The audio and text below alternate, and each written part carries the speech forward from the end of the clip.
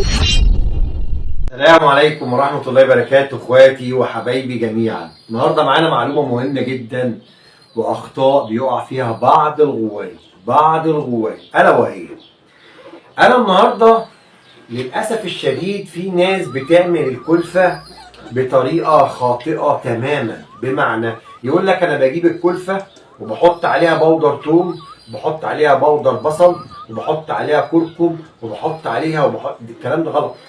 الكلام ده غلط. انا لما اجيب كلفه 20 كيلو مثلا، انا بدي مثال 20 كيلو الحمامي، لازم الكلفه تكون بذور صافيه معلهاش اي اضافات. ليه بقى معلهاش اي اضافات؟ واحد بيقول لك انا عندي التوم ده مضاد حيوي كويس، والبصل قاتل بكتيري كويس، والكركم بيعمل معرفش ايه. يا سيدي الفاضل هو كل يوم، هو انا لو انا تعبان هاخد مضاد حيوي كل يوم؟ ما ينفعش. حتى لو انا مش تعبان ما ينفعش اخد مضاد حيوي من باب الطاقه دي عشان ملهاش اضرار. لا ليها اضرار. دي بقى يعني انا للاسف الشديد التوم والبصل ممكن اديه بس عندي اللزوم لما يكون عندي انا مشكله. تمام. طبعا انا كلامي مش موجه لحد، انا كلامي بقول له في العموم. تمام. لا يصح تماما انك تحط اي اضافات غير الكلفه الصافيه اللي معلهاش اي حاجه. ولو انا عندي حمام عنده مشكله اعزله وابتدي اتعامل معاه واشوف ايه سبب اللي جاب لي المرض عندي وابتدي ايه اشتغل عليه. طيب انا ايه سبب من ضمن الاسباب اللي بتدخلني مثلا المشاكل؟ ان الزراء بيقع في الميه والفرد الحمام يجي يشرب مكان الزراء. دي سببت لي مشاكل كتيره وامراض كتيره مشتق منها كل بقى اللي انت ممكن تتخيله. طيب الكلفه اللي هي عليها فطريات، اللي هي عليها علف، يعني في كلفه جاهزه بتتباع عند بعض الناس.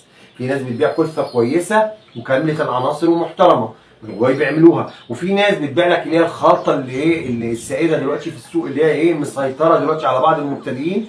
والخلطه دي انا ما بنصحش بيها لان بيبقى فيها نسبه اعلاف مش معروف مصدرها، في نفس الوقت بتبقى كنسه الحبوب والبذور، وللاسف الشديد المبتدئ بيخش عليها عشان بيسترخصها، وهي للاسف الشديد بتضر الحمام ما بتفيدوش.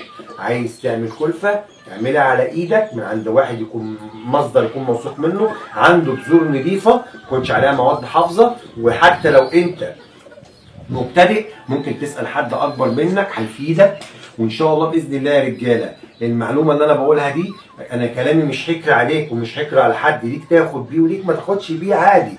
ولكن انا بنصحك بلاش تحط بودر ولا توم ولا بصل ولا كركم ولا اي اضافات على الكلفه غير ساعه اللزوم. عند اللزوم ممكن تتعامل مع فرد الحمام بطريقه صحيحه.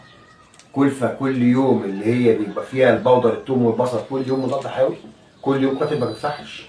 لا يصح يا رجاله. اخوكم بيبيش ان شاء الله باذن الله، وانتظروا معايا معلومه ثانيه قويه ومفيده جدا. يا رب نكون بنقدر نفيدكم بمعلومة في الفيديو القصير دوت.